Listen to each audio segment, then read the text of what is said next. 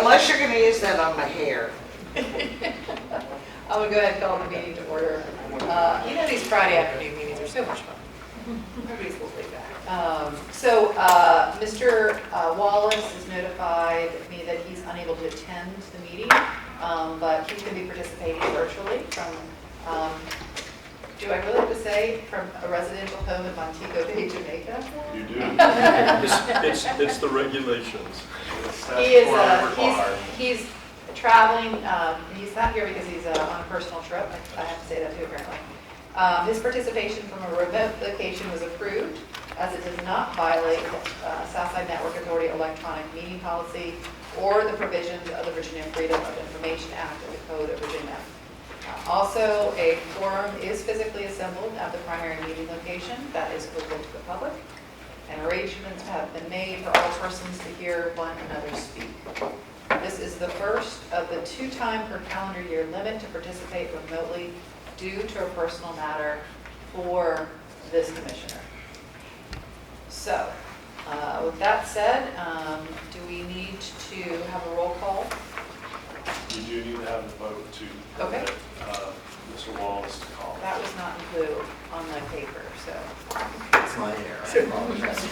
So, why don't we'll do a roll call vote do we need to do a roll call vote or just a Voice is fine. voice is fine? So all in favor of allowing Mr. Wallace to participate from Montego Bay, Jamaica? Do you need a motion in a second? We need is it moved? I'll be happy to do that. Thank you, Mr. You know, we're sticklers for. Is there a second? Second. Any discussion? Other than we all want to be there too? All in favor signify by saying aye. Aye. Any opposed? Okay. Mr. Wallace, welcome. Is he He's here? not quite No, on. he's not here. He's actually on the phone. We're trying to get him in this room. He's trying to get. He's apparently Yeah, so not we're good. Once responsive. he picks up the phone, he's voted in, so let's. Madam Chair, we do have There a a link? we do have a quorum. Okay. Was I supposed to start with the, Just whatever's included. okay, I know, right? Okay, we're next going to look at the agenda, and I wanted to ask if are there any modifications that are needed for the agenda? And if not, I'll entertain, yes, sir. I apologize. So, Madam Chair, at present, our guest speaker from the Department of Housing and Community Development, Dr. Tamara Holmes, has not arrived yet. I might recommend that we change the order and go ahead and have item number 7 come first, and basically flip-flop the project management update and the update on Virginia broadband efforts. And then if we Dr. Holmes will be able to join us. I'm going to go through the public comments. Right, but for approval of the agenda, we just changed that. 6 and 7 changed in order.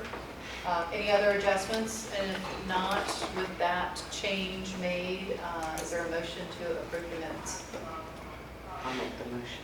Thank you, Ms. Ritter. Is there a second? Second. Okay. All in favor, signify by saying aye. Any opposed? Excuse me. Yes, sir.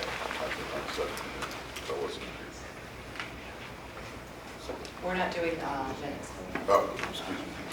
We're just doing approval of the agenda. Okay. So that is approved with 6 and 7 being reversed. Thank you, Bob. Appreciate that. We'll now move on to public comments. Are there any public comments? We've not received any in advance. Is there anybody who'd like to address the SMA board today? Okay. Seeing none, we will now move on to the meeting minutes.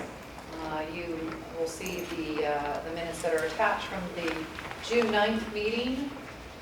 As we've had the opportunity to review them, are there any corrections, additions, deletions that need to be made? Hearing none, I'll entertain a motion to accept the minutes as presented. Oh. I'm going to be accepted as submitted. Thank you. Is there a second? I guess not. Maybe nobody else ever read that. Can you second, Laura? I'm not a voting member unless you're not here. So, I'll leave the, can I ask our counsel, this is a Robert's Rules of Order situation, if somebody is not here, they can still vote to approve the minutes, correct? They don't have to abstain. That's Cliff what was we're saying. here. You don't have to abstain. I was also Can you going to second? point out that under small board rules, the chair can make motions and second motions. Oh, okay, I second. Thank you, sir. All those in favor signify by saying Those are aye. signals, right? Aye. Aye, opposed, no, okay, the minutes approved. We have our own signals from years Yeah. ago. Stand down third, always stand Okay, down third. so we'll base. move to the project management update, and I will turn this over to our executive director, Mr. Barry. Great. Thank you very much. I didn't want you, Cliff, you didn't hear from. That was her office saying that she's stuck in traffic, she's on her way, she'll be there in about 10 minutes, they said. Great. Okay, great. Well, we want to move pretty smartly through this because we want to save time for Dr. Jones and also for the closed session that we've got. Just for situational awareness, I did want to say that Mr. Pat Cody is here. He's a consultant for GTS, just for your situational awareness as we go through open session before going into closed session. So welcome. Okay, so we're going to talk briefly about the permit construction status. Actually, the package that you have has been updated. We made some progress even after the report was submitted, so continue to push through on that. And then Mike's going to talk in general terms about the comprehensive agreement negotiations with GTS. We met for about 5 hours Wednesday afternoon with GTS and council, so productive meeting there. So as I said, we continue to make progress here, as you can see by the green. We actually, green is construction or under construction. We've completed 29 miles of fiber, roughly 12 in Norfolk, 8 in Portsmouth, and another 9 miles in Suffolk. We have 24 miles under construction, 8 miles in Norfolk, and 16 miles in the city of Suffolk. We've submitted permits that have been approved and are ready for construction for another 12.8 miles. That is the yellow that you can see down, zones 2 and 3 in Suffolk. Those permits have been approved. And then also there are 6 permits that have been approved in the city of Virginia Beach, zones 1 through 6. And then again, just a reminder for those attending for the first time, the gray area,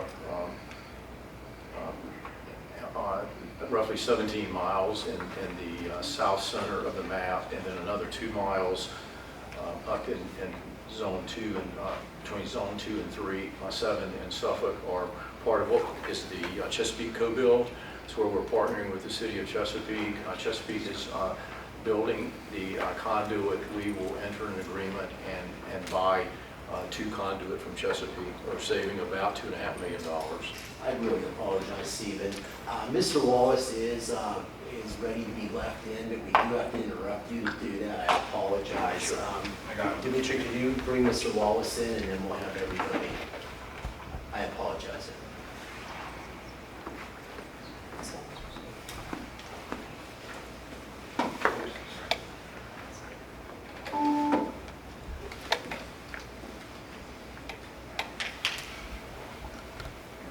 Welcome, Peter.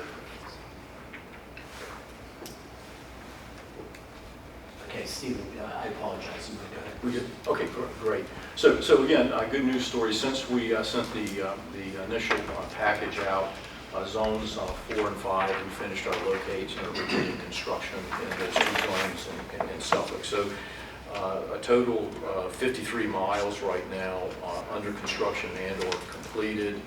Another 13 miles of permits that have been approved, and we'll begin construction at the appropriate time.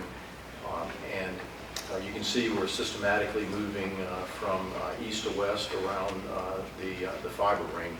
I did want to, the next slide I'd like to talk about briefly is we talked about revised permit submission timeline to the city of Virginia Beach. As I said, we did approve, have six permits approved.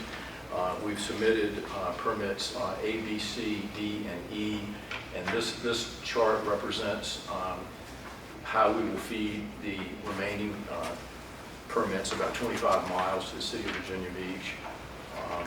about 3 per week with completion at the end of August. So I feel like we're making progress there. Are there any questions? Yeah, if you go back to the map, I just have a question about, is the co-build for Portsmouth and Chesapeake under construction? Is it permitted? Do you know the status of those pieces? Yeah, so Zone 1 in Norfolk, there's 10 miles, and 8 of those miles have been completed. My question is, of the co-builds for Portsmouth and Chesapeake, Oh, yeah, are they under construction or are they permitted? yes, No. and Jay's not sure. Yeah, the answer is yes, and we anticipate completion of that portion of the co-build to be done early to mid-fall. And then we'll sign an agreement with the City of Chesapeake, and for the authority, it would be a matter of just pulling fiber through that. Cool. Again, about $2.5 million savings overall when you look at, plus additional savings for the City of Chesapeake. I had just a general question Yep. on the map. So for a segment to be complete, does that means the conduit is in and the fiber's No, been pulled? Or- That's a good question. And Yeah. we need to refine the map a bit because, for instance, in Norfolk, there are 20 miles and there are 12 actually completed. We want to fix that, but also we're holding off until the end to pull fiber because of a couple of things, beneficial occupancy and warranty. And if something gets cut now, we're only going to replace conduit. We're not going to replace fiber. And I'll caveat that by saying, as we move forward with the negotiations with GTS, if we decide that it makes sense to go early in an area, then we can make a decision to pull fiber. But it's just, not a little bit of risk there. The neat thing is Denell is very efficient. The industry standard is about 500 to 700 feet of conduit per day. They've been averaging per team about 706 feet per day. And we can pull 3,000 feet of fiber. So that's a totally different game. Once the conduit is in, you push the fiber through. That's the fast part. Yes, Fiber. it's almost 2/3 of a mile per day can be done. So we'll watch that. If because of other permitting issues, we need to do something sooner, we will. We will meet the 31 July timeline. Is it up to the individual localities to oversee the construction? No, ma'am. So CTC, Matt DeHaven's on the line, but CTC plays 2 roles. There are design agency on site, but they also provide construction oversight. Now, that said, the city's right-of-way and permitting departments work very closely with Denell. For an example, there was correspondence yesterday concerning the area in front of the courthouse in Norfolk where we want to do that on weekends for security and things like that. So there's constant coordination between the cities and the authority, both CTC and Denell. Well, with our co-build, Yes. same thing. Yes, now I would say, speaking for Chesapeake, that you have the same process in place. You awarded a contract, you have a construction contractor, combination of city, and I think it's Magellan did your design. I'm not sure if they're doing oversight, but they're doing that same process.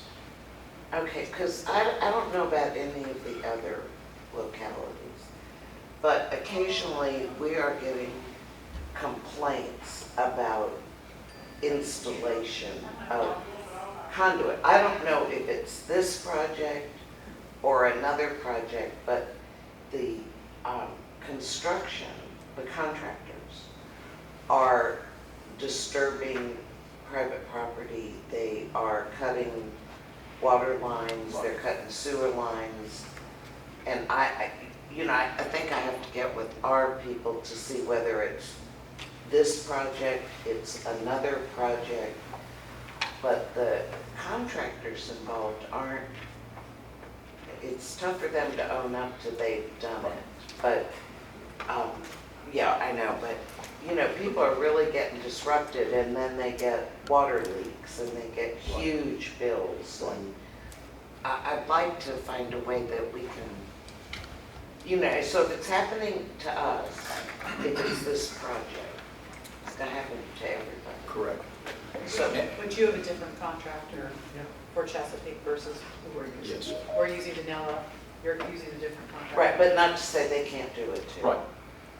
Sure. So if we have a planned, I mean, I'll work with our folks, but, you know, if there's a boilerplate plan for dealing with that, for the people involved, that would be helpful. Yes, ma'am. And there are Dan's here, he might can address that a bit, but I think that, Well, I can, we don't need Yeah, to, sure. I mean, unless Dan wants to. yeah. Well, there are a number of different organizations who are doing work in Chesapeake. Yes. Like Lumos and Verizon and other telco providers who are digging through the city right now, in addition to Chesapeake Connects and the work that we're doing through Primoris, our contractor. So specific cases we'd have to take a look at to see. Well, good, which now one I to know impact. exactly who to send the email to. Thank you, Dan. Certainly. Yeah, and that's why when I was answering DCM's question, it's important to sequence these things, which is why we would do fiber last. Having been in Navy Public Works most of my life, Oh, but, yeah. we've never met a fiber we didn't want to cut. Exactly. So, and I'll give an example. Or a phone line. Right. And I'll give an example of how this works, because you asked about the coordination. You know, we had one small issue in Norfolk with, and obviously with an unmarked underground storage tank. The team of CTC, Danella, the city of Norfolk, IT, and permitting quickly coalesced around that. We had a plan, and we fixed. I mean, you have to fix it. You have to mitigate it. But we want to, minimize that. Now, with regards to the co-bill, the 19 miles, when we're ready to make that happen from an authority standpoint, we'll have a modified permit with the city, but it's a matter of just pushing fiber through conduit, and so we probably won't break anything. I like the probably. That's a big help. Thank you. Yes, ma'am. I'm sorry, but being new, It's a fairly new, That's a good question, we've not addressed. I it. can only use that for a few more months. Yeah. So, Well, I I'm intend watching to what I'm milk it. assuming is our fiber ring going on down Ramberton Avenue right now. There's a big boring machine of yellow conduits on the city. Should be, it'll be Danella. I mean, there is a lot of construction going on. If you go to Suffolk, I mean, Al's doing a great job, and he's got companies all over the place. So it'll be a white truck with Danella if it's us. It's part of that's the cost of progress. I've seen neighborhoods where in other cities where they have 6 different ISPs come in and dig up the front yard in a couple of weeks. So Madam Chair, Yes, sir. if I may, so if you combine your 5 localities on the Southside fiber ring with, that's what I'm going to say, the body grant award that includes Western Suffolk, Isle of Wight County, and Southampton County, that's over 3,000 linear miles of fiber under construction on the south side. That doesn't include the private companies, MetroNet, and all of those Doesn't that are coming include all through. that. And Madam Chair, if I may, real quick, just a quick introduction. Eric Wahlberg, I'd just like to introduce to the Broadband Authority, our principal planner. He is managing now, for the last couple months, as Al knows, the body build out. So, but there, as you said, there's a lot going on in the region at the moment. So a question that Ms. Ritter brought up, I'm sorry, real quick. You mentioned things being cut of private property. How is it, and when we're getting approval, do we have an easement or utility easement on private property? How do we facilitate? Normally you would have, I mean, most of these, I think we do have right of entry Right. easement, Okay. but I'm never sure until I contact the city staff. And to be honest, each of them are each. I don't know what's happening with each one, but I know the city, there's communication with neighborhoods when we're getting ready to go in, and you do everything you can, but then you do have issues. Everybody wants more internet, but nobody wants them. to do Well, and something that's there. part of the problem, I think, with the private contractors, is that they don't give general notice. They appear. Yeah. And then if something happens, oddly enough, they disappear. So I would say that just the one last thing, and I'm just familiar with this particular project. Traffic control is the last part of the permit process. So before a permit is approved in any city, It's approved through traffic control, so if there's a requirement for lane closures or something like that, those things are happening. Generally, we're in the right of way, and so we're not, I don't think we're tearing up a lot of yards, but that could happen too. Well, in neighborhoods though, Yeah. you know, they're so indistinguishable. Yeah, and for the most part, we're probably not going through neighborhoods. Well, So the private providers that's, are. yeah, that's where the private. And so I'd like to just be able to delineate who's who and where we can, the city can intervene on behalf of the homeowners. I would say, I think your conduit is going to be orange, and what's the telecommunication, and that orange conduit you're using, yeah, yellow is gas. yeah. Just so Oh, when I'll you're pay out. attention to color. Yeah. That was a little more volatile than my fiber. Wow. And That's a fun fact. Yellow's The good. engineer Orange just came fiber, out. yellow Legally, you're supposed to either be in the right of way, or you have to have a temporary construction easement, or have a signed easement agreement. And different qualities of and if you have a temporary construction easement, your responsibility as the utility company is to return the property to same or better condition. And, your mileage might vary. But aren't those easements often recorded on the deed, but homeowners really don't know that there's a right of way? Because when they buy the property, there's a stack this thick of paper, and they don't read the whole title report.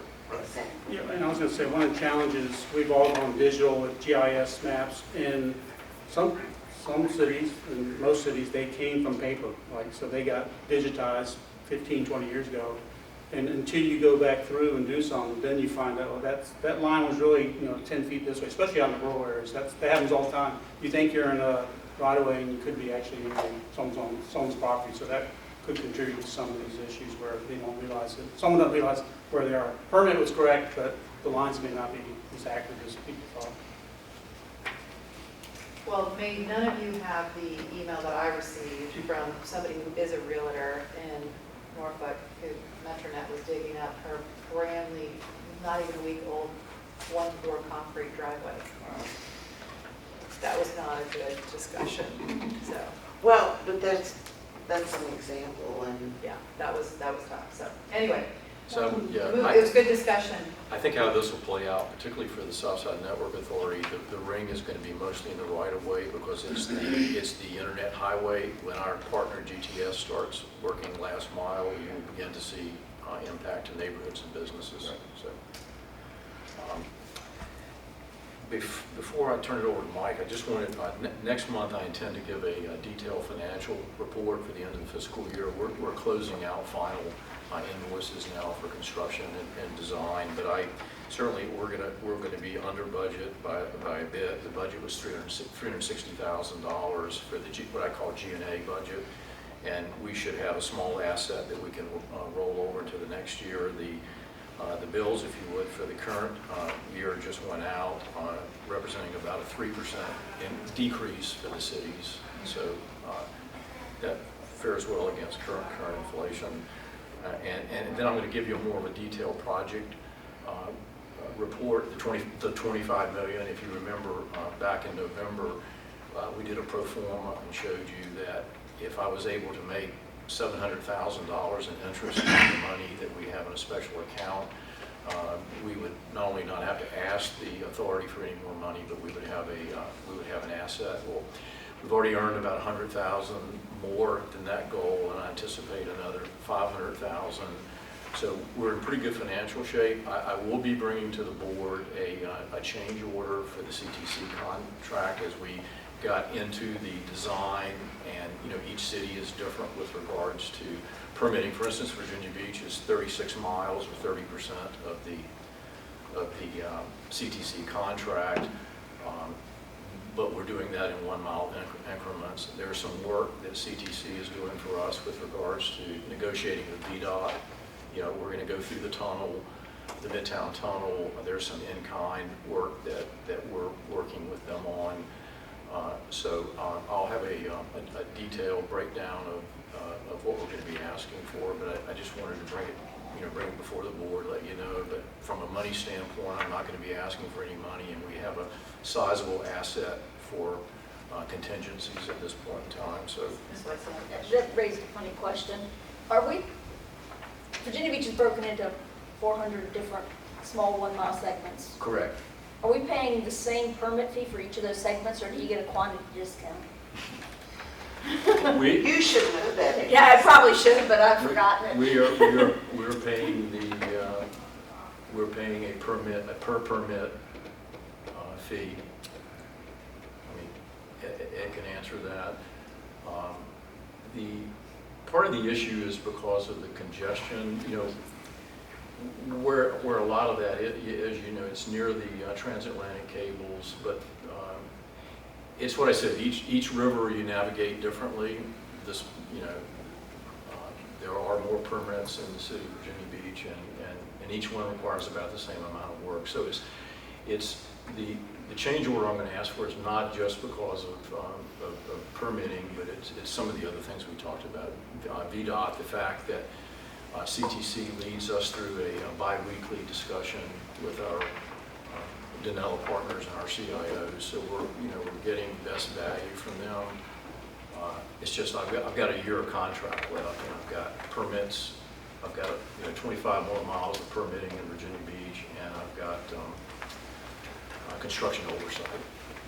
That's going to be important. So I'll put together a good package, and we'll walk through that. But to your point, in some of the other cities, we're doing 8 and 9 mile segments, and it goes a lot quicker. Catherine was suggesting maybe we didn't need to go through the whole alphabet in Virginia Beach. So. Well, I think we left Z off. There's a few as well. X, Y, Z. Yeah. It'd be interesting to see the per city cost for some of that. Yeah, I think so. Both Peter, who's on the line, and Ed are engaged in weekly meetings that we have with Virginia Beach permitting. I think it's a challenge, but we're working through it. Anything else for the good of the order? No, I just think green. We'll continue to. Think green. Great. Sorry, citizen online, can I ask a quick question? Sure. Who was this? First of all, my name's Scott Howell. I live in Chesapeake, and looking at permit zone status. Well, first of all, thank you all for this important initiative, and specifically Mrs. Ritter, who represents Chesapeake. Just looking at the map, I have a question about, and I'm sure this is a well thought out design, but this is a curiosity thing. Is there any initiative to connect what I see as Zone 1, which is awaiting permit submission, to the Chesapeake co-build, sort of a straight line diagram, if you will, or is this finalized? I'm just mainly curious. So, I'm sorry, what was your name again? Scott Howell. Hey, Scott. So that is a decision, well, yes, the design is finalized for the Southside Network Authority. Okay. As it relates to Okay. Chesapeake Connect, I would get in touch with your council representative and city manager's office if you have some ideas about that. Okay. Okay, thank No, you. that's good. I saw a little bit of a gap, and so I was just wondering if that was under consideration. But thank you for your answer. That was great. Yeah, absolutely. I appreciate your interest. Okay. Anything else? Mr. Lockaby? Yes, Yeah. Madam Chair. Our guest is here. Do you want to wait to do close? We can, Oh, yes, absolutely. I- Okay. That's why. Hello, you That's survived. 9 o'clock. Well, I almost did. I missed the exit for Greenbrier going west and had to turn around and come back and go east. There's just a few little construction going on. I was like, Waze doesn't talk about that. No, So I apologize no. for being tardy. No, it's okay. Dr. Holmes, thank you for being here. Thank you for, on a Friday afternoon, making the trek down here. I should have planned a beach trip. You should have, absolutely. Foul, I I blame think you you're and going to the that Hayes for other not day. telling me to plan a beach trip. Exactly, exactly. That's okay. You can stop over in downtown Greenbrier after Yes. this and enjoy all Yeah. that there is to offer. So thank you for being here with us. We're really We excited. have a new cookie store, she certainly. A new cookie store. Dr. Holmes is the director of the Office of Broadband and DHCD, Department of Housing and Community Development. And so you are the broadband czar for the Commonwealth. Zarina, we'll see. And we were excited for you to come and talk about what's going on at the state level and what's going on with BEAD and the federal funding and how that's going to flow down, and make sure that you were aware of what we were doing here, Yes. and see if there are opportunities for us to partner together. Sure, and so I did not bring a slide that, with the BEAD program, we're literally, well, they're building the plane as they're flying it. Yes. And so we're kind of reacting. And so what I will do is kind of do a BEAD 101 Okay. overview, and I'll talk a little bit about Governor Youngkin's charge to DHCD around accessing the BEAD funding, and kind of where we are in the process. Because there's several steps we have to complete as a state to access the money. And so you probably all have heard by now that the Commonwealth was awarded $1.48 billion. There's a whole lot of numbers after that. For broadband equity and access and deployment program, which is through NTIA at the federal level. And so we received the sixth highest allocation in the country between the states and the territories. And so one of the things that is important for folks to note around the room, and my team is actually working on it right now, in order to, the way they determined the allocation for BEAD was based on unserved locations within the state. And so we evidently had the sixth highest number of unserved locations in the state. And so part of that was, and I'm pretty sure you all were working on it down here as well, the FCC, which is the Federal Communications Commission, for the first time in the history of the mapping that they've done, both individuals and states could challenge the FCC data. And they also changed the type of data they collected, where they were collecting location-based broadband data. And I'm going to explain why this is important for you all.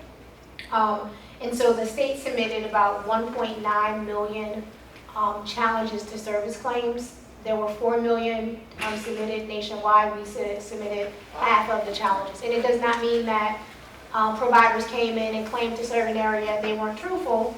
It's just they provided data claiming that they can serve. And so the 1.9 million locations were not unduplicated, because there were cellular broadband providers also reporting. And so we did submit challenges based on 3 measures that we developed. If you're not aware, we do have a statewide broadband availability map. Our General Assembly, in their infinite wisdom, we built a map to the specs of the FCC map before the FCC actually built their own map. When in 2021, we received an allocation to build a new state broadband map that was location-based. Now, while it's for location-based, we weren't allowed to share individualized addresses because of the belief of proprietary data. Ironically, now it's location-based on the federal level. And so we challenged the federal map based on 3 premises. One, we had this weird thing happen with some cellular providers who claim to be now fixed wireless providers on the FCC map. And so about half of our challenges were with 3 major cellular providers. I won't say who they were. I'm pretty sure you all can guess who they were in this room, because I am sitting in a room with folks that are in areas with some of these providers. And so part of that basis was that on our state map, they claimed that they were not broadband providers, and so they never gave us data. On the federal map, they reported as providers of broadband service. And so we did challenge that. And so there was some give and take there. The second basis was something called line extensions. And so mostly in rural parts of communities, and in some urban areas, if you call your local cable provider and your house is a distance off the road, or you're not near a network facility, you may have to pay $10,000 to $15,000 for a broadband connection. And so we built what we call an imaginary buffer around every single home in Virginia. And we did like 350 feet, because if you look at your major cable providers, it's typically between 300 and 400 feet that they're willing to go before they charge you. And so we challenged house address data based on that premise as well. And then the last piece was, to be honest with you, fixed wireless in itself. And so that's because, of course, with fixed wireless, you don't know if they actually can provide service or not. And so a lot of this really was reconciling with providers who provide broadband in Virginia. And so out of the 1.9, which were all accepted by the FCC, 400,000 were We landed on 400,000, and of the 400,000, about 70,000 will flip from being reported as served by providers in Virginia to unserved, which actually resulted in what we think are about $300 million extra in the BEAD funding. And so the reason I talk about that is because I'm sitting in a room with some folks that are in planning, and so thank God for GIS folks in the Commonwealth of Virginia, because if it had not been for some young folks in my office who are GIS experts, which I know Bob has had a chance to work with them, I don't know how we would have done it. And so I always want to give credit to my staff where credit is due, because those young folks fought really hard to make sure we got our fair share of the BEAD money. And so the reason I talk about that is because right now, my staff and folks from Virginia Tech, where we have the mapping contract with, as part of the BEAD process, while we got an allocation based on unserved locations, we do have to publish both unserved and underserved locations as part of the BEAD program. And so I'll quickly go over just a couple of notes about BEAD. And so one of the things that we feel like prepared us for BEAD is because we have had the BODY program, which is the Virginia Telecommunication Leadership Program, going back to 2017. And so since then, we've invested about $935 million in connecting about 350,000 plus locations to broadband. And those are actively being built out in 80 cities and counties across the state. And thank you. You're welcome. Yes, my friends from Suffolk. And so in the Infrastructure and Investment Jobs Act, which is now called the bipartisan BIJA, 42.5 is set aside completely for broadband. And so outside of what was the BTOC program that was put out in the early 2000s, this is the first time we've seen a huge investment at the federal level for broadband deployment. And so we got 1.48 billion of that 42.5. And so it is our belief that we will be able to fund every single unserved and underserved location in the Commonwealth to get access to broadband with these funds. And so the primary use of the BEAD funding, there's a priority that's set forth in the congressional mandate to NTIA. So the first thing you have to do is identify all the areas that are eligible for BEAD, and then you have to fund them in essence. And so unlike the BODY program, which for those of you who are around the table that have a BODY project, you're at the table as a partner in those projects. The BEAD money, unfortunately, I'm saying unfortunately, goes directly to the private sector. And so it's a change in the model for what we've operated in the last 6 cycles for a broadband program, but we're working our best to figure out how we make sure that local partnership and local coordination is still part of the BEAD program for the state. And we've got to jump through some hoops to make sure that NTIA is okay with that. The other piece that I'll share with you really quickly is that if you pull the FCC's map and you pull the Commonwealth Connection map, which is our state map, they do not match. I don't know if they'll ever match because they're still, again, the federal government in all space right now, they're building everything as they're flying it. And so we're currently looking at what is version 2 of the new FCC map that will eventually be version 3.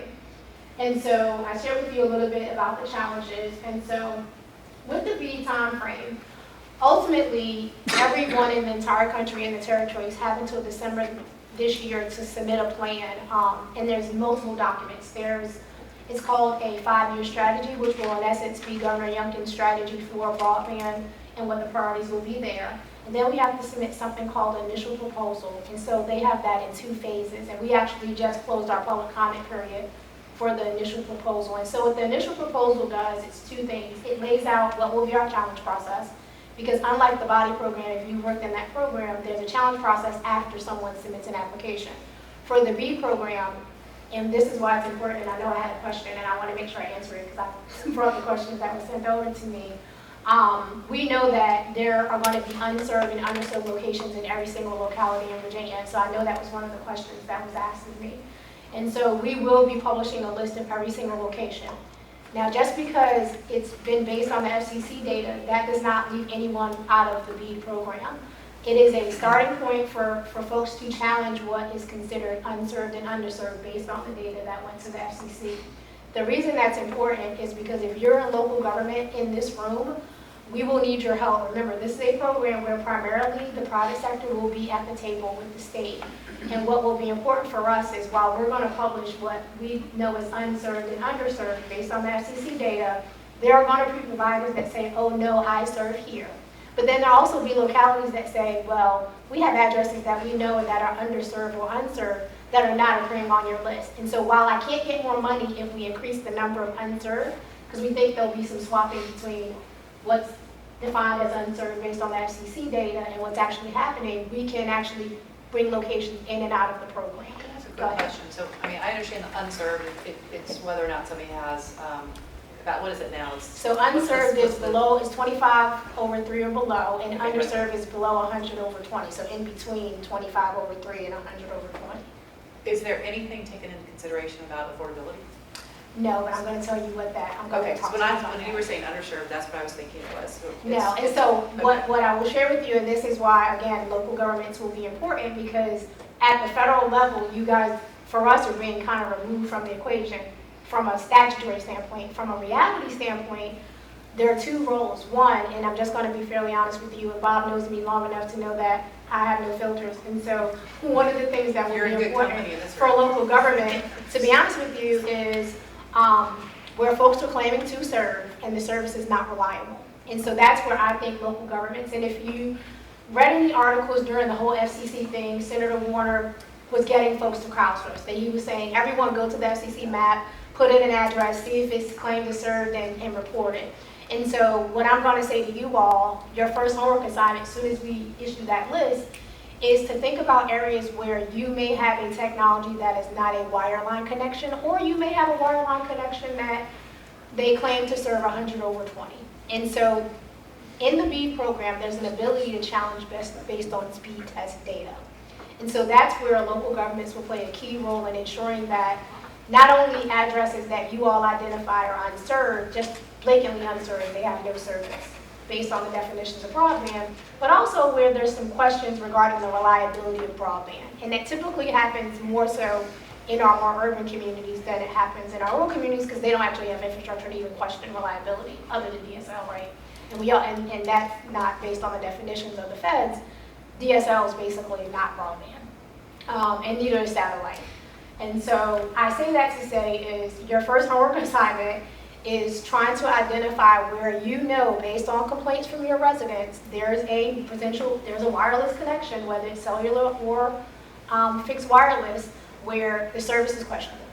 Because that's where local governments and or the PDCs can play a key role in making sure that those areas are included as what will most likely be underserved. Yeah, related to that, I was going to bring up the same, so many urban areas have aging infrastructure. You know, the coax that was put in the 1980s, so this is a Yes. prime example. And so we've got to have the speed test data. NTIA does require, and I will tell you, there is unfortunately, just like enrolling in the Affordable Connectivity Program, the burden is on the user. We've got to figure out, and for us, our role will be getting in touch with our local governments, having a conversation as to what is the reality. And so part of the reality is people have to do more than one speed test for us to even consider it. There's a methodology behind that. And we, just so you know, we are in the process of securing a consultant that actually has a speed test tool. And so we would make the speed test tool available to folks across the Commonwealth. And so it fits the parameters of the NCI requirements. However, because you have to have 3 different types of speed tests, they check that box. It's the number of speed tests. And right now, it's 3 speed tests. The household has to take at least 3 speed tests. And how's that information then submitted? It will come into our portal. And so we're building a portal where the speed test will come in. The issue is what I think, and I will be honest, I have Comcast. During COVID, I did not know my gaming child should not have been using Wi-Fi and should have hardwired into the internet. And so my internet was lagging.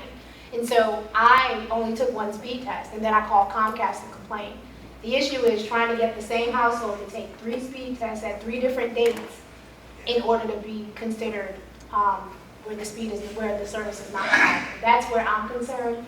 There's been some conversations at the federal level, because this is an NTIA-driven process, to see if there's going to be some relaxing of that requirement. I have not seen anything yet, but we are building a portal so that we could collect the data with a third-party entity. So, Dr. Holmes, that reporting of those speed tests, that's just an honesty kind of policy. You just rely on whatever the citizens are uploading? So it'll be actually on the portal, they actually can take the speed test. Oh, they Go take to it the there. site, Oh. but the problem is that they have to do it 3 times at 3 different points in time. And then electronically? And then it will you all electronically, know. yeah. So they would actually have to create an account of some sort in order to, We're trying to figure out what exactly, if you're from, so Mississippi used it for their capital project funds. A lot of other states are using it for the. Maine did something like that too. Yeah, and so we're utilizing the same vendor that the other states use for their CPF challenges. Is there a mechanism, I know other states have used school systems also to do sort of a census of availability? So we have that, I don't know if you remember, but he's now Senator Pillion. Senator Pillion had a bill passed, what session in 2022, for a bill for the Department of Education to do a census for every single school district. And so we actually just got access. So DOE collect each school district, and there were like 4 or 5 questions that said, do you have internet at your home? If you do not have internet, is it too expensive? And so it kind of asked a litany of questions, and I can send that over to you all. And so DOE collected that data from each school district. We're supposed to get that data, and then we're gonna reach out to the localities and the school districts maybe where there was a low response rate, because if you have a child in school, it was collected as part of the school records collection. And so if you remember the beginning of the school year, you have so many papers to fill out, and this was actually, I think they went online this last year. And so we don't know the response rates by school district. And so is we that can supposed to share be that. done annually? It's supposed to be done every December. And so we are accessing the data that just went in this past December. That's something that if we can know about it, we can help disseminate and Yes. publicize and do some PSAs around it. That would be, I think, Okay. please utilize. Yeah, because schools may have not seen the higher value of that data, because they are collecting a lot of stuff, especially in this area for federal impact aid and other things, which they probably pushed maybe a little harder. So I think we can help work with the school system and try to. Yeah, I didn't get know on that that legislation had passed. I thought it was something that needed to happen, so it's good that it's there, but I wasn't familiar that it had happened. Yeah. That's good. And so we'll go, and I'll make sure, and again, we're going to be strategic about our targeted efforts too, because of course, if the school system have a low response rate, that means we really don't know about issues around it. So the question, some of it hit on affordability. That's where. And so it's the first time we're collecting data really around affordability at the student level for schools. And so where we are with the BEAD process. And so again, you have to submit a 5-year strategy document. It's called an initial proposal. There's a volume 1 and a volume 2. And so we actually, what my staff is doing today as part of the submission of the 5-year strategy and the initial proposal, we are waiting for the data to be crunched by Virginia Tech. And so we have to actually submit the data to NTIA from the FCC map. I will tell you, if anyone understands, I know you all were talking about mapping earlier, between the data collected at the state, the data collected at the federal level, the VGen, the VGen address layer, we've had a lot of problems trying to, it's like apples and oranges versus apples and apples. And so we just went back to NTIA. We wanted, just so you guys know, I think we will be the first state to submit our documents to NTIA. Chandler Vaughn, if you've met Chandler in my office, he's ready to upload it so our boss can click submit. We've given permission by the administration to go ahead and submit. So I think we will be the first state to actually submit both of the required documents. What that does allow us to do is then do the challenge process. And so we're thinking that we would, now all of this means no access to the money yet. I'm gonna just be completely honest. And also, if you're talking to local government, what you also told us is we're not going to access that money at all because they're the providers, right? Right, wait, but there's a role for you guys. Okay, good. And so, That was really the. yes. No. Well, I mean, so remember I said, we're going to incentivize a provider partnering with local government. So it's body-like-esque. So body is you, local government, because we heard you all say, they've been in the driving, and this is why I'm really facetious about this, they've been in the driving seat for decades, right? They're the reason we don't have access in most of our communities. And so the reason we have to collect this data is because if you remember in 2021, we invested $722 million, and so those areas aren't eligible for BEAD. So we've got to back out all the current body projects that are under construction. And so what we're starting with is potentially 400,000-ish locations that are in a bucket, either unserved or underserved, and then we've got to peel off all the body investments. The other thing we have to do, which is going to tick a lot of you guys off in the room, peel off any of those wonderful FCC auctions, because they are prohibited in BEAD funding. And so if you have RDOF, which is the Rural Digital Opportunity Fund, I know Suffolk has some, You have 2 different providers in your community with it. Even if they fail to build out those RDOF areas, those areas are completely out of BEAD. And so I think it was a negotiation between the FCC making those investments and then the BEAD money. And so I'll tell you what we're trying to do as a stopgap to that in a minute. And so I'm hoping by Monday at 5 p.m. we will click submit on both of those documents, which would allow us, if approved by NTIA, to actually issue our challenge process in late August, early September. And so we will actually be able to hopefully narrow down what areas would need investments through BEAD. Now remember, there's another $49.7 million in body state money that's still available in the biennium budget. It's still there. And so we will still have a body round as well for that $49.7 million. The BEAD program does prohibit a couple of things. One, it has a preference for fiber, which you all have a preference for fiber in this region.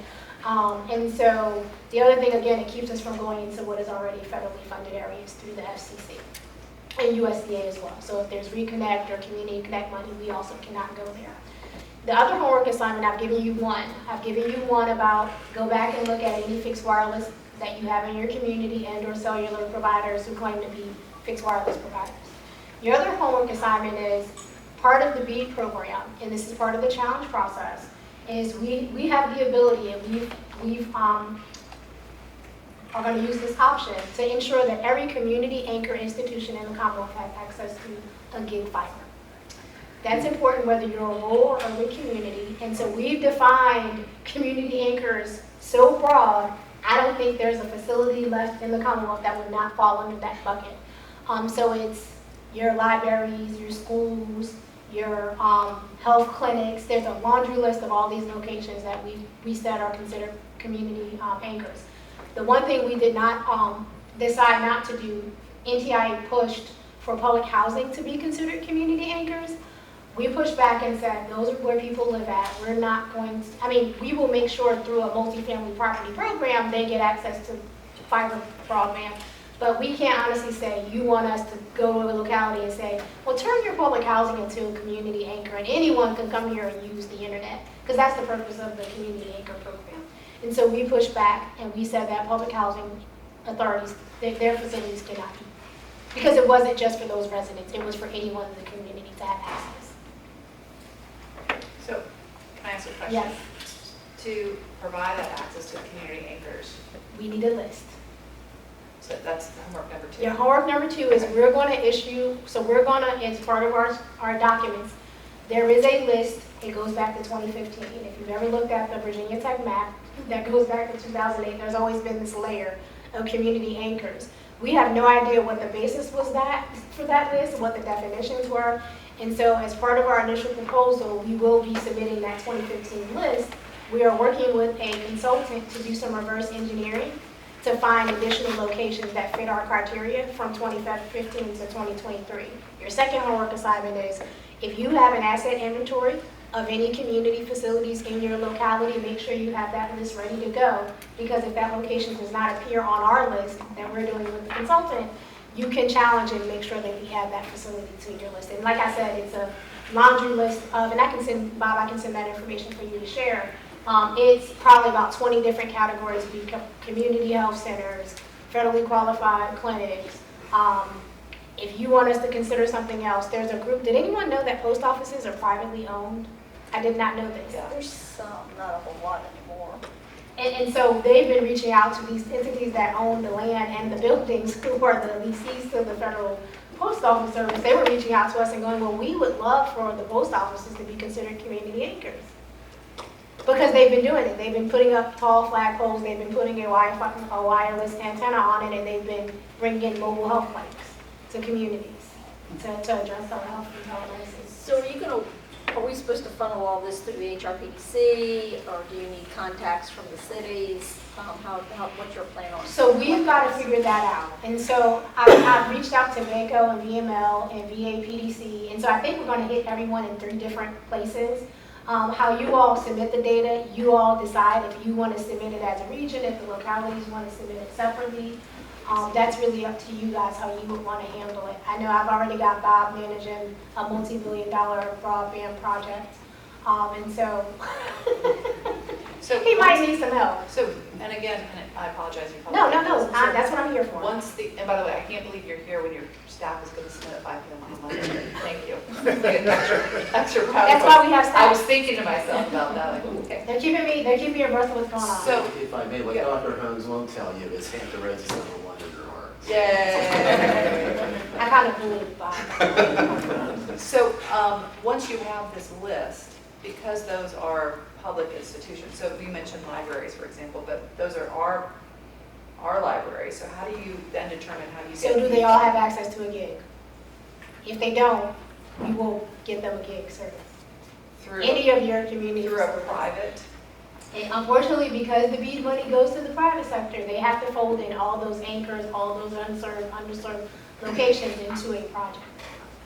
Which is sort of confusing because a lot of what we're doing with this Southside Network Authority is to provide service to our institutions. And just, see, Virginia has been at the head of the curve compared to most other states. And so, yes, you guys are doing that. If you looked at the middle mile awards that came out from NTIA, Kansas got a boatload of money to build a middle mile network. Most other states don't have any middle mile assets to even leverage for last mile connections. And so, Dr. Holmes, along that line, so let's say that Catherine has a community anchor and there's 3 private providers that want to provide. they all get the bid. They all get to, oh, that's the other thing, I'm sorry. So I'm saying bidding, but I'm more like proposing. And so what we're going to do, what we propose, and so volume 2 is actually the process. So volume 1 is how will you do this challenge process? And that's what we're submitting, hopefully today or Monday. The next piece that we're drafting that will be out for public comment will be how will you operate this program as required under BEAD? And so we're going to do like we do with VADI, we do a letter of intent. And so providers are actually, so remember, we're putting out a list of locations that are eligible. You guys are all going to challenge and say, take this one out, put this one in. They're going to challenge and say, no, we serve it. The other thing we have to do, and you guys will be impacted by this, if a private sector is doing expansion on their own dime, we have to consider it. However, if anyone's met my boss, Brian Horn, he's a recovering attorney. And so he's in this boat of, hey, hi. He is of the belief that we're not going to take their word for it. We're going to actually, like we did with the RDOF acceleration, we're going to require a agreement between us and the, now this is for you guys in this room. We're going to require an agreement between them and the state that they're going to actually build out with their private investments. We've never considered that for VADI, so this is uncharted territory. And I know Lumos is doing some private expansion in your region, and so let's say an area shows up as unserved and Lumos has already decided to expand there. We would work with them on an agreement, and it would be an enforceable agreement, basically. But again, it could be unaffordable for the folks that they're in that area. Well, there is an affordability, and so part of the second phase, we have to look at a special set of criteria, and affordability is one of those criteria. NTI actually makes you define a low-cost service plan, and they actually make you define a middle-class plan. And so we are in the process, and you all will have a seat at the table when we issue the document for public comment. And so it's important that we all hear from you. The same way we hear from folks about what they want us to define as a community anchor in volume 1, we will need to know about, how you all want us to consider that. And so that's why it's a lot of moving parts with BEAD. The other thing that will happen, volume 2 again, is how we're going to run the program. To your point earlier, we're going to put out locations. Providers are going to submit a letter of intent on where they would like to build out. Part of this is because they had this crazy idea that they would submit an application and then we would determine who goes in what corner. And we were going, yeah, no, we're not going to do that. You tell us in an intent process. It does not keep someone else from coming in and bidding, but you tell us what you want to do. Cable companies have this antitrust thing. They don't want to get in a room and pick their corners with each other. We're not going to talk about how they share assets, but and figure that out. But you will see bids from multiple, I'm calling them bids, air quotes, but proposals from multiple providers. And we ultimately have to go with maybe what's not the cheapest, because what if their affordability plan is, and so we have in the wiggle room of the NTIA bucket, they have predefined points. There's points around labor standards, there's points around affordability. There's points around climate resiliency, I know where I'm at right now. And so there's some things, and then network speed to deployment. And so we have what is considered 25% of what is the bucket to keep in. And so part of what we're looking at is, I mean, for us, we've been doing broadband for so long that timeliness of a build out may not be as high of a criteria for us because labor shortage, supply chain issues. And so we're looking at, again, trying to put a bucket of those points within local coordination, because if you all pick a partner, let's say Norfolk, I won't say a company A, and company A comes to you and says, well, we really want you to support our application, you write a letter. That provider comes in with their bid, with your letter. They get points for that. Well, another provider can come in, they might have approached you and you said no. They were going to still be able to bid, but there's weight placed on local participation. What that weight is, I don't know, because we had a whole fight with NTIA earlier this week about what we proposed, and they said no. And so there will be some almost like if you think about where we give additional points for fiscally stressed communities or distressed communities, it'll be similar. And so providers can come in without support from a locality, but they'll be missing some points in their evaluation. Is there anything that gives them points for riding our middle mile? Or It'll buy down, so the cost efficiency, and so part of their the cost bucket, should be so their less. cost should be less, yes. Madam Chair? yes, Yeah, for the community anchors, is the thought that this high-speed internet would be available 24/7, whether, let's say it's a rec center or library, whether they're open or not, someone just coming in the They haven't vicinity? given any parameters, and so we'll have to figure out what that is. And again, as we're developing volume 2, which we'll talk about the process, you all can offer that as a comment. What is, a question, what is the expectation of the usage and availability? Because sometimes people just need to go get, Right.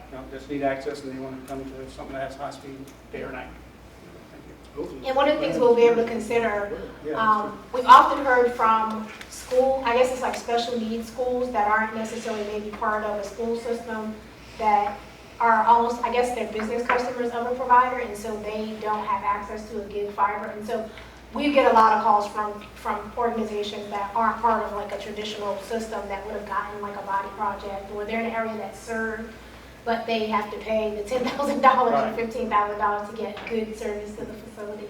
And so think about any of your, even if it's not a traditional public service driven organization, think about your nonprofits that provide a service in your communities as well. And so I'll again send Bob like a definition of what we've come up so with. would that include organizations that might have emergency housing or?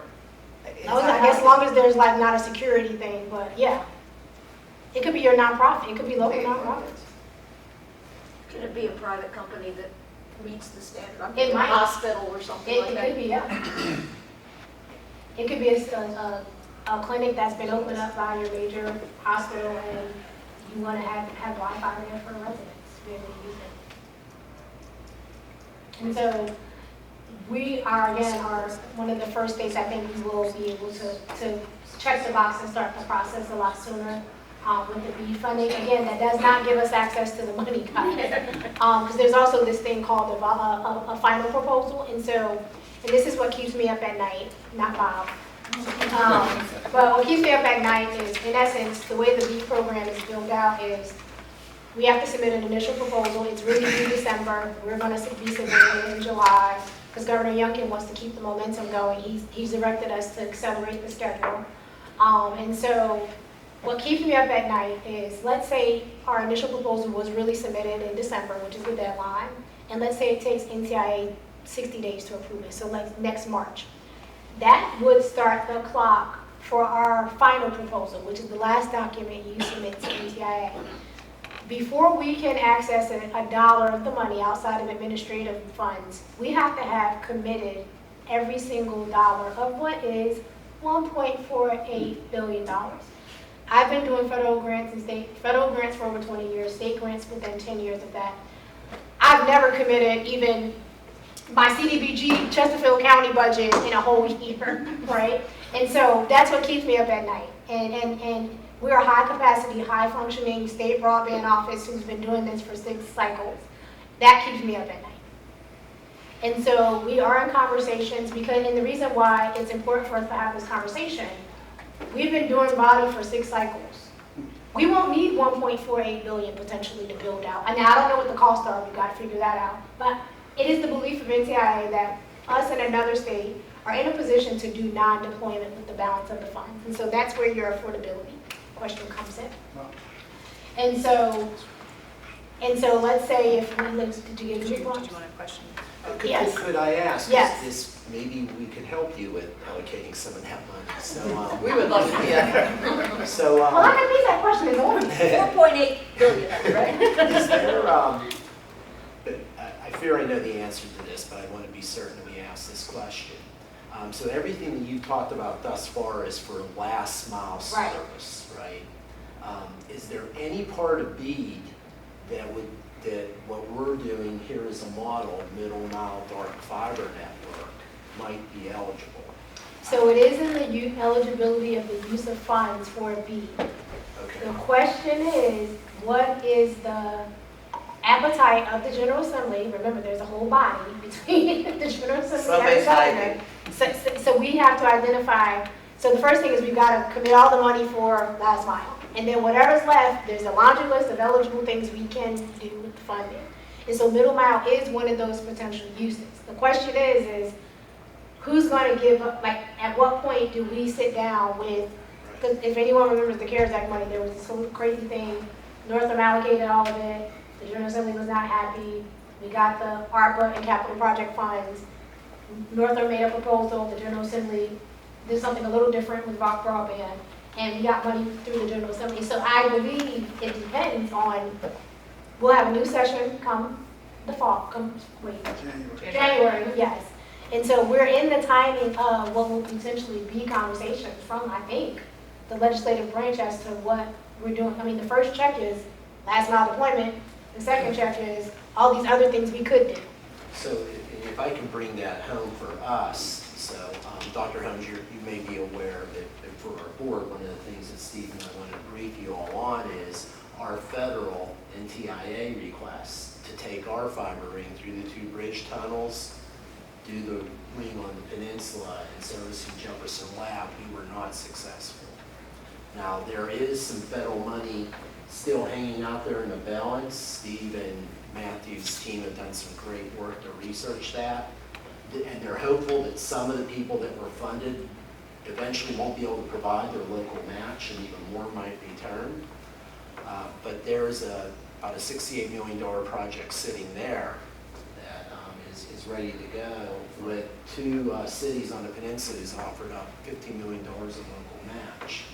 So one of the things, Madam Chair, as we think about, and Ms. Ritter at the PDC of our regional legislative agenda that we'll be starting to talk about later this month, is perhaps we want to make a request to the General Assembly that use of that balance for middle mile service might be something we want to advocate for as a region, because that could help us with that extension to the peninsula. So, if I may, yes, but it's also the bucket that will help address affordability, legit affordability issues, and we're going to have to make a decision of our priority, so that we're not funding middle mile through a tunnel and nobody gets an affordability cover.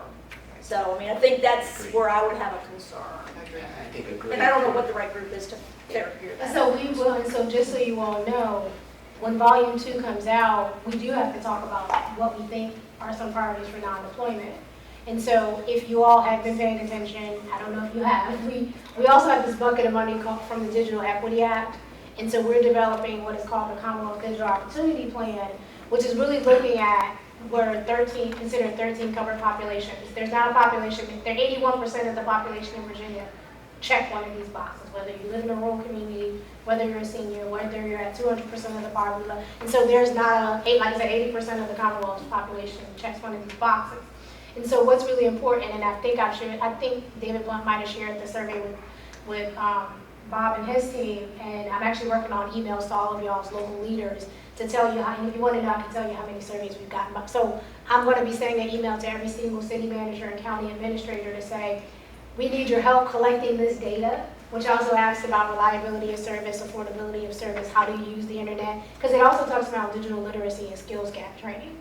And so we hope we'll be, and so what's important is we hope we'll be able to use some of this data through the digital opportunity, because the federal government in their infinite wisdom, wow, remember there's a word equity in BEAD, it's Broadband Equity Access and Deployment Program.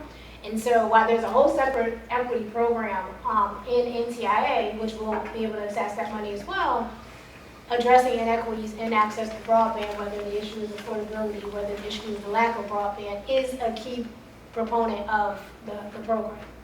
And so I say that to say that we need folks to complete the survey. Right now, we're about 3,500 surveys have been completed across the state. I will tell you, I don't know what the heck is happening in Augusta County, Virginia, but Augusta County has the highest number of surveys completed. I don't know what happened, but I can send out, and I will send you, actually, Dwayne from Winnebago asked me for his county list, and I will send you your locality list, and so you can all, what NTIA told me is make it fun, maybe do a competition. I can't give anyone anything. I can't go, you get money, you get money. But your residents' voices can be at the table as we think about the non-deployment needs. Dr. Holmes, just following up on Bob's comments, and thank you for, we briefed you a couple of times on our project, so you're aware of that, but if you've got a couple of minutes after this, in open session, Mr. Lockaby is going to talk a little bit about the negotiations that we're doing with a P3 partner, which will have internet service providers. And so part of this from a region standpoint is, what do we do from a region, what do we do from a city? For instance, the 5 cities that are part of this board are putting together maps and data for unserved, underserved, affordability. Norfolk has provided theirs, very detailed, data-driven, and you'll see that technically nothing's in that 100 over 20, but there are big pockets where affordability is the issue. So 100, 2 over 20, if you don't have the money, it doesn't do any good. So we want to keep you apprised of the project at that level and how we might use that P3 arrangement to look at leverage. Yeah. Okay. Yeah, no, I wouldn't say wrong with that. And so to the local issues, you all have to determine, what's the priorities. Personally, I come from local government, guys. They say this is like the rural like broadband investments, like what was rural electrification in the 1930s. And so I don't know what will be left out of the bucket for non-deployment. Again, that number even keeps you up at night than what I think it is. We will know that number. Yes. Just to go back to the Digital Opportunity Yes. Fund and the Commonwealth Digital Opportunity Plan. Yes. Is there money through the Digital Opportunity Fund specifically did you say that is set aside for affordability? So through NTIA, so we're developing this plan. When we turn this plan in and they bless it, we get a formula allocation. And so not just do we get the 1.48 billion from NTIA for BEAD, our consultant thinks we will have access to maybe $30 million of the digital equity funds. And so we don't know what that number is because it's a formula You allocation. said 30 million. 30 million. Versus 1.48 billion. Right, yeah. Okay. They only got 6 billion of whatever the whole Got pot it. was for the federal. So it's not likely that that's going to be a big affordability. It's probably more digital literacy and. I don't know yet until my stakeholders tell me what they need. Okay. Duly noted. We'll get the surveys done. Ms. Ritter. I'm new here. Yes, ma'am. How long can I use You that? can't, this is your last meeting. Wait, new here since when? Wait a minute. I've only been here since January. Okay. So I'm not a subject matter expert. I want to make that clear. But I am kind of a communications person. I think I understand what you're saying. But is there a way, without me reviewing your whole presentation 140 times to get it, that each locality can submit to you some, or to your staff some questions? I know it's a quick turnaround, but when you mention the schools, there's nobody here who probably has the ability to say to the schools, this is super critical, and monitor them doing it. So, you're laughing. I wasn't. Well, that's why the bill went through the Department of Education, so that their directive was supposed to direct each school system. And that's why we're going to go back to my local leaders and go, we got 20% surveys only completed from your locality, from your school districts in your locality. We need your help. And so, to your point, we're an agency of housing and community development. Right. And so the difference is I'm not sitting in a secretariat, I'm not sitting in another state agency that only does a top-down approach. We do a bottom-up. Right. And so my goal is to give you all back the data we have about your respective communities. We are in the process, this is a note that you all will appreciate. We're doing city and county profiles, and so you all will know how many unserved, underserved locations are in your respective localities. And that's up to us to define, correct? So we've got that information. We're going to give you actually a form that says, what locality you're from? Chesapeake. Okay, so you're going to get a profile that says, Chesapeake has this many locations that are unserved, this many locations that are underserved, this many providers are operating within your locality, this is that. And so we're going to give you And that that's what local we data. challenge. And that's what you all can take to drill down a little bit more into with the data that will be publicly available. Take your GIS folks. I don't know if you give them rewards or not. Just start being the best friends because this information will be available. Well, Bob has GIS folks. Bob, I don't have any more money to give you yet. But it's important that you all take the data that we will have available and look at your localities individually and identify what your needs are. And look at what will ultimately be the state's priorities for BEAD, which will be driven by both, I think, the legislative body. I am not the broadband czar, I'm a civil servant, and I like to stay till I get to retire. So we do not have an Evan Feynman right now. And so I can deliver messages though. And so what we will ultimately get, I think, as a direction from the General Assembly, I think next session, as to what they see as priorities for will be the non-deployment. That's my belief. That's how it happened with Body. Body was put in a budget language. It had some guardrails around it. They delivered it to us, and we developed programs. I believe that will happen from the legislative body in support of the governor. I think that's what will happen. Okay, so 2 questions. One's not for you. Y'all have this? You and Laura? The area? Right, you have this in control, right? We will. Okay. This So is that's- new. This is all of us are in this Right. together. That's the most important question, is that each locality has their arms around what they need to do and what they need to ask. And it's important for y'all because you have not, outside of like your rural communities, have been a part of the state broadband program ever because the program was designed for rural communities. There was a little bit of CARES Act money that touched a couple of your localities to look at affordability, but this is the first time you guys will really be brought into the fold of what we do as an office. We're one of those mixed Yes. localities. And so you guys have had some body grants. You've had a few body grants. No, we have had none in With Chesapeake. Cox, Cox worked out. Oh, Cox, well, Cox but has that's done- the private, right? Yeah. And I don't know what they provided either. So, you know, we have lots of people with dial-up, and then we have urban areas. So my other question is affordability. Is that a one-time? So that's the question for us. As we think about the priorities for non-deployment, what are the things that are sustainable? And so if we go back, and Delegate Hayes, I'm gonna look at you a little bit. We know that there's been some conversation in previous administrations about affordability. If anyone remembers, there was a proposal for the Department of Social Services to look at the digital navigator piece, right? And so that turned into a let's study it. And then, well, it turned into we're not giving them any money. Then it turned into, because we had to talk about all of this in the report, they didn't get any money to set up a program. And that goal is to really enroll their clients into what are the subsidy programs at the federal level. Then it turned into, well, let's study it. And then it turned into, oh, we didn't study it. And so we have no foundation truly in this state right now to know what affordability will look like. And that's why we need to talk to our stakeholders and figure out what those priorities are. Because affordability, again, NTIA is saying to us, in your BEAD program, you have to define a low-cost plan, a number. What does that cost? You have to define a middle-class plan. If anyone paid attention to last session, somebody tried that, didn't pass.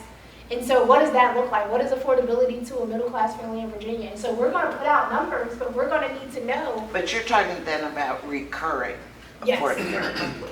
Okay, not the construction or installation. So the investments we make will be, has to consider what is the most cost-efficient proposal. However, cost-efficient doesn't always mean that it's right. And so that's why So it's a best value. it's a best not a- value concept. Along what Ms. Ritter was saying, I'm looking at Terry over there, IT director. I couldn't tell you who our coordinator of broadband is for the city. I think it defaults to her, whether she likes it or not. But I think it may behoove each of us. Or to have after some- today, it certainly does. Yeah, I don't think anybody's looking for an IT director, so she's, you know. And so the last thing I will tell you is that you're not going to be alone. We got $5 million in planning funds from the federal government through BEAD. We are passing on $3.2 million, that's $25,000 per locality, to apply for a plan for money to develop a affordability and adoption plan. And so that program, I'm in the middle of trying to get the other stuff done, but we're going to open that program in fall of this year. It's going to be a rolling application, so we run out of money. And so you all can come in as individual localities to get $25,000 from us to develop, to really look at affordability and broadband usage in your localities. Yeah, I don't want communications from your office to be wandering sometimes to our neighborhoods department, sometimes over here to our housing I always department. start with the sometimes over city there. manager or a county administrator. And I will tell you, most localities do lean on their IT folks to do it. One of the best broadband managers I've worked with is Bill Hunter from Roanoke County, and he is now retiring as the director of IT. And he's been probably the most thorough. I mean, he was the little engine that could. He applied 3 rounds and finally got money. But he's a lone IT director who has been the champion for his county. And I suspect that might be the same for most of our other localities as well. Well, maybe it's something that it's worthwhile about bringing up at the PDC meeting, talking about that this is coming and that or the city manager's CAO's meeting, saying that we need you to designate an individual or a team within each of your municipalities to be ready for this, because this is coming down, and we needed this anyway for all the work that we're doing, but I think that would be, it's a good question, and it'd be advantageous. And maybe working with VML and BACO as well to sort of have them guide that, maybe they can put out some. Yeah, we're working on getting that. Right now, they're just pushing out the survey information, and so. And we do we try to do a quarterly newsletter from our office, and so if anyone's not on our email list, please let us know so we can send that out. Can we get all of our email addresses sent to Dr. Holmes? Absolutely. Or better yet, can we get hers? So, I'm sorry, I didn't mean to interrupt you. And so what I was saying, so a year from some point in 2024, which I think will be 25, we will have to submit a final proposal. That final proposal per the NTIA program is $1.48 billion. You got it. Who are you giving it to? Again, that's what keeps me up at night, because how do I figure out, outside of deployment, I mean, we know that it'll be the private sector. Whatever's left for non-deployment, what does that look like for all of us in this room and across the state? I don't know the answer yet. I know, I'm hoping ACP sticks around at the federal level, because we're all building out broadband, and that $30 a month helps our families be able to subscribe to broadband. And so I know there's some, I'm not a federal lobbyist, but I know there's some conversations at the federal level about ACP sticking around. And so, just so I fully understand, the only real role we have with this particular allocation is a letter endorsement or no letter of endorsement for a private provider. Yes. So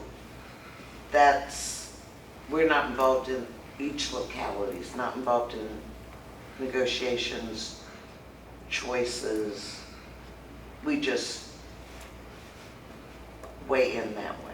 That is the way the federal rules have been defined. However, your role before any of that happens is to make sure that you've done a census of the list we put out, and make sure that any addresses that are in your community, if they are served, they claim to be served. Like if they don't appear on our list and you know you've got a subdivision, which tends to happen in urban communities, a subdivision where the front end has broadband, but the back end doesn't because it costs too much money for them to build out. Out of the 350-foot buffer. Right. When is that list being distributed? So it'll be, in our proposal, we'll be submitting, and then we will publish the 5-year plan, which will have it'll have the numbers by locality. But the actual challenge process, that's when the full list will come out, and so late August, early September. Of this year. And so we have to do a 90-day challenge process. Well, that's like tomorrow. I mean, you know, in Right. government weeks, it's tomorrow. So that's homework number one. Homework number two was to look at our, what are we calling our community anchor Community anchor institutions institutions, list. to make sure, And when do you think that? that would be part of the challenge process as well. You all will submit And that. then at some point, there's going to be a tool for broadband speed testing. There's going to be a tool also for the challenges, and so as you all submit data, and so the way the body program is worked, let's say, I live in Chesterfield and I know I have access to Cox and Verizon. Let's say a company comes in and says, we want to serve this subdivision. Comcast and Verizon will say, well, we already serve there. All of that information has been us, like my staff going back and forth, them proving they have customers. With this process, because it's federal money, there has to be a transparent process. And so the other thing we're going to do is build a dashboard where if, I don't know Delegate Hayes where he lives at, but let's say he says, well, you know what, I'm not on your list, I'm unserved, and he's going to submit his address. We're going to post it and go, this house says it's unserved, you prove that you serve it, and then they're going, and then they're going to say, well, we really do, and here's this affidavit, and I'm going to go, huh? Then I'm going to go back to Delegate Hayes and go, you have the ability to rebut. Go home and do 3 speed tests on 3 different days. And so, of course, it won't be at the individual level, but I'm just giving you an example of there's a challenge process and there's a rebuttal process, and part of the rebuttal is speed tests, the ability to do speed tests. So I just think part of the challenge of the challenge grant, or Yes. the challenge process is getting our residents to be aware that If they you know you can. have pockets of areas, I'm going to tell you now, when we issue these documents, pull down volume 1. It is the entire challenge process. Your goal is to take that information, get your public information folks to make it as easy as possible to understand, and start crowdsourcing information from your residents as to the reliability and accessibility of broadband in your communities. I'm hoping the school data that I'll be able to give back to you will be a starting pad for that. It's taken me, what month are we in, July? The data got collected in December. I still don't have access to the data yet.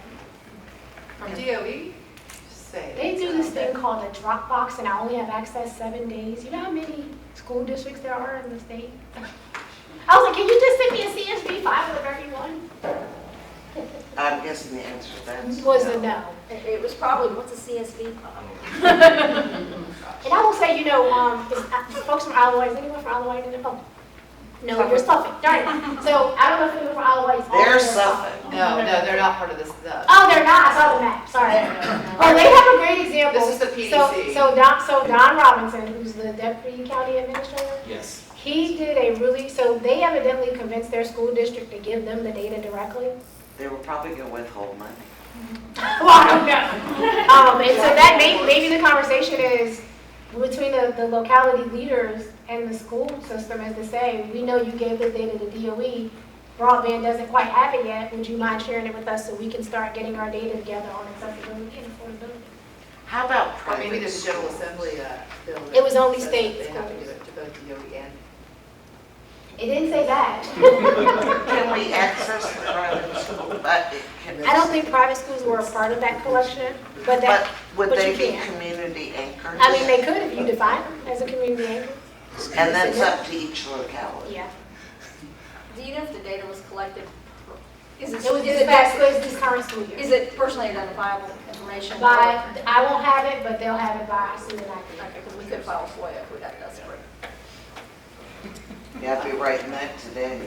What I've been telling folks is so there was a bunch of data collected during COVID. And so the reason I brought up Isle of Wight as an example, that was the data collected by the school district during COVID to figure out who needed Chromebooks, hotspots. And so that's how they were able to figure out the pockets where there was service and the pockets where there lacked service, and they figured out, because I jokingly say, guys, by the time we build out all the broadband needed, the kids that are in preschool will have access to broadband in time for SOLs in 3rd grade.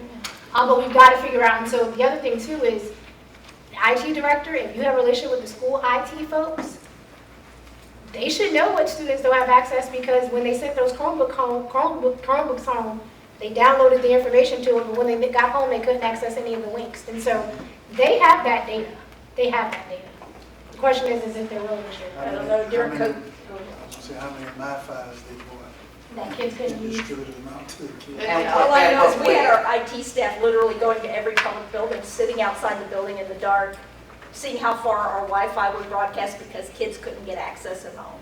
I mean, that was where we were in Norfolk. But do we know, did they keep records of that? Yeah, there's your answer. Well, Reports for the underserved and unserved, are they going to be published by September? Yeah, so we'll put it out as shape, we'll put it out as point polygon shape files on the Virginia Open Data Portal, and so folks can pull it down to do analysis in their locality. And so we think there's, I mean, for those of you who are sitting around the table that are not localities that have body projects, you will probably have several hundred locations that will appear in that. It is my belief that you all will have some locations appear in that statewide data set. One last question. Most of this is centered around the infrastructure, right? Yes. Is anything involved with funding dealing with devices? When you're talking about affordability, So I'm going to give you the opinion of Dr. Tamara Holmes, not the opinion of the program director. The question is it a sustainable investment? The question is that a good use of what is a one-time investment of this money? Because if it was up to someone, I'm pretty sure someone would go, well, take the rest of the money and go buy devices for everyone. Now, what I will say is someone's got to figure out the need for seniors, because the biggest requests I get are the senior office of aging, where seniors don't have the ability to do telehealth and telemedicine visits because if they're like my grandma, she still got a flip phone.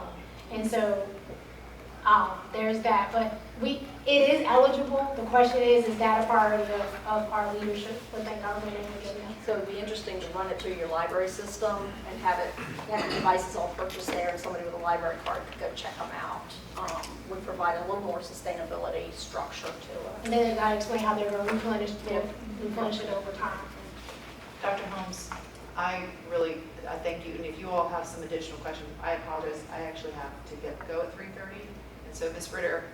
No. I'll give her my card. I'll give her my card. She can have a whole session. And I know, but because we do have a very closed session, Yes. and I'm actually going to dial in, but so you were absolutely no longer new, because I'm going to ask you to take over the gavel for the remainder. I love the gavel. Shouldn't be afraid. Dr. Holmes, thank you. This was No. extraordinary. Not in this group. And I'll send you all the information. I just didn't want to overwhelm you with all the government speak from the federal level.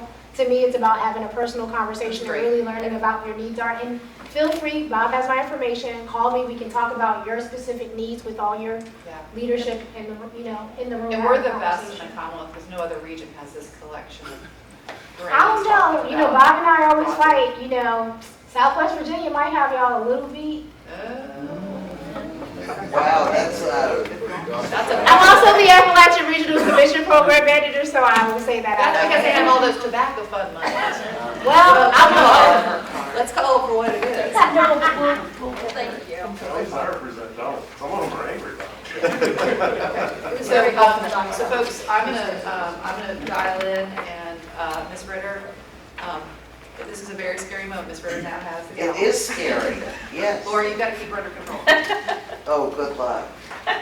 So, and he's gonna talk about that. Ms. McCullen, are you notifying the chair pro tem that you are going to be calling in from an automobile?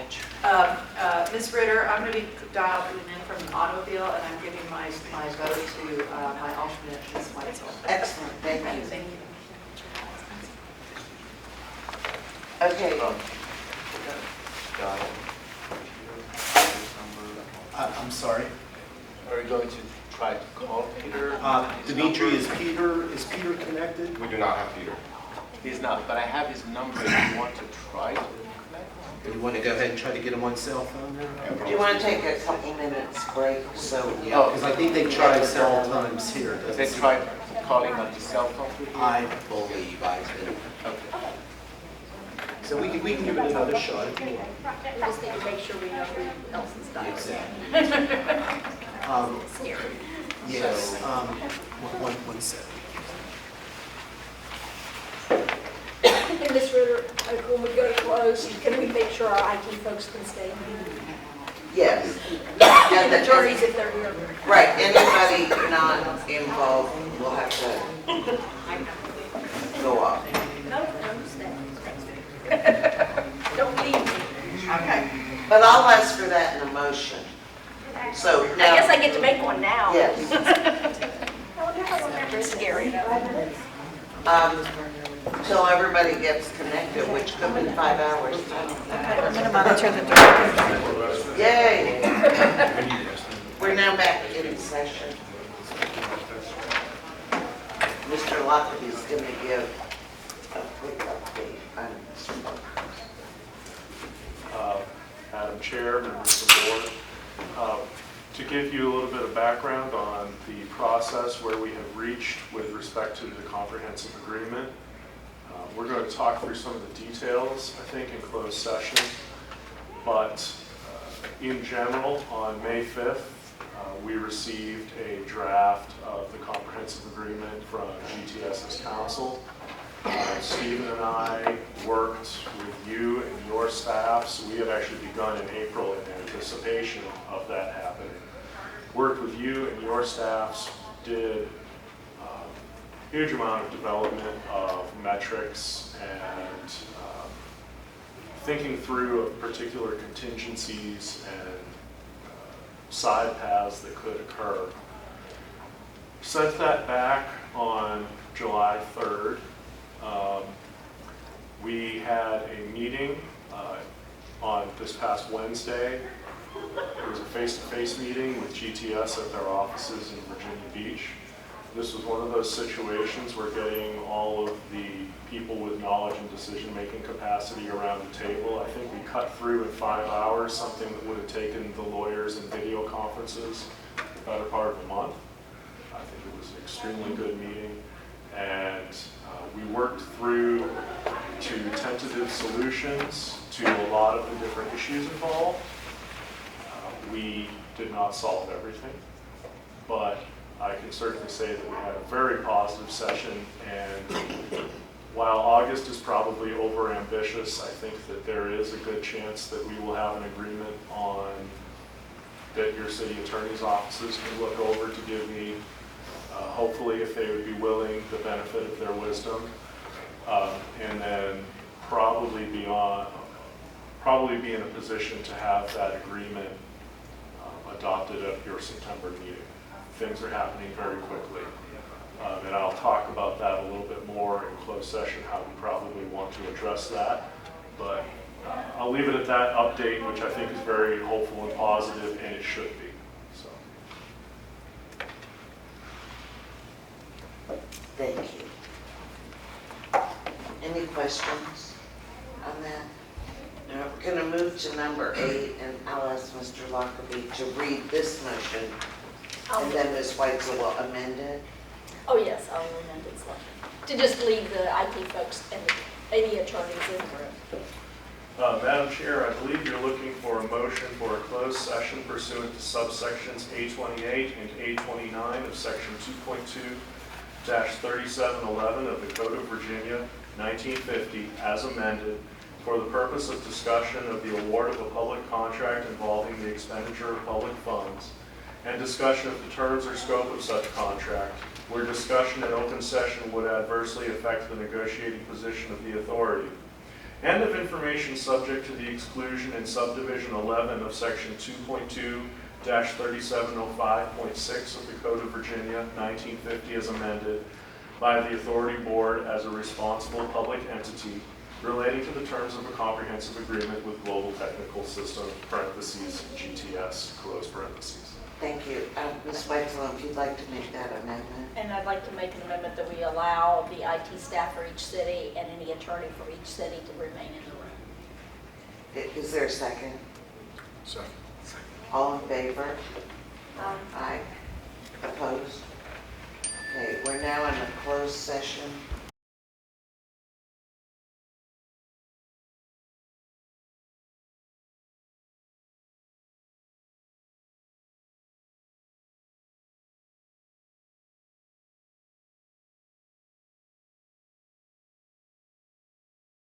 closed session under FOIA. So moved. Thank you. Second? Second. All in favor? Aye. Opposed? Excellent. Okay, we'll move on to old and new business. If there is any, do we have a traffic update? HRBC is back up to Ward's Court. I'm asking for an update, not a... That's as updated as I can give you. Did a dump Mr. truck Lockley, fall you're in? staying overnight, evidently. Those sometimes trucks. Okay, any old and new business? Okay, in that case, we'll adjourn till next month. Do we have a meeting next? Yes. You know, some people take off, some people don't.